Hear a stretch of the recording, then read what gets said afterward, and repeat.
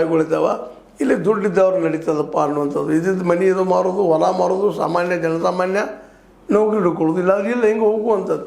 ಇದು ತಪ್ಪುದು ಯಾವಾಗ?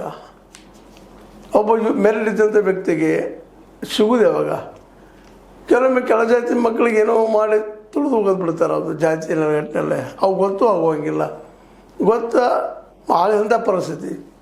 ಇವೆಲ್ಲವೂ ಯಾಕೆ ಆಗತ್ತವೆ? ಹಿಂಗೆ ಇದು ಯಾಕೆ ಹಿಂಗೆ ನಡೀತಾ ಇದೆ ಈ ದೇಶದಲ್ಲಿ ಅಂತ? ಇದು ಕಾರಣ ಇಷ್ಟ. ಇವೆಲ್ಲ ಇನ್ನೂ ಉದ್ಯೋಗ ಭಾಳ ಕಡಿಮೆ, ಅಧಿಕಾರ ಭಾಳ ಇರ್ತೀವಿ ಇದ್ರ ಕೈಯಲ್ಲಿ. ಹೀಗಾಗಿ ಇಲ್ಲೂ ದೊಡ್ಡಿದ್ದಂಥವ ಅಧಿಕಾರ ನೀಡಲಿಕ್ಕೆ ಸಾಧ್ಯ ಅದ ಅನ್ನೋದು ಮ್ಯಾಕ್ಸಿಮಮ್ ಪ್ರಮಾಣದಲ್ಲಿ ಕಂಡು ಬರ್ತದೆ. ಎಲ್ಲೋ ಒಂದು ಎಕ್ಸೆಪ್ಷನ್ನಪ್ಪ, ಅಪವಾದಗಳು. ಭಾಳ ಮೆರಿಟೋರಿಯಸ್ ಸೆಲೆಕ್ಷನ್ ಆಗಿರ್ತಾನೆ, ಫಸ್ಟ್ ರ್ಯಾಂಕ್ ಆಗಬೇಕಾದವ ಎಲ್ಲೋ ಒಂದು 100ನೇ ರ್ಯಾಂಕೋ 200ನೇ ರ್ಯಾಂಕ್ದಾಗ ಇರ್ತಾನೆ.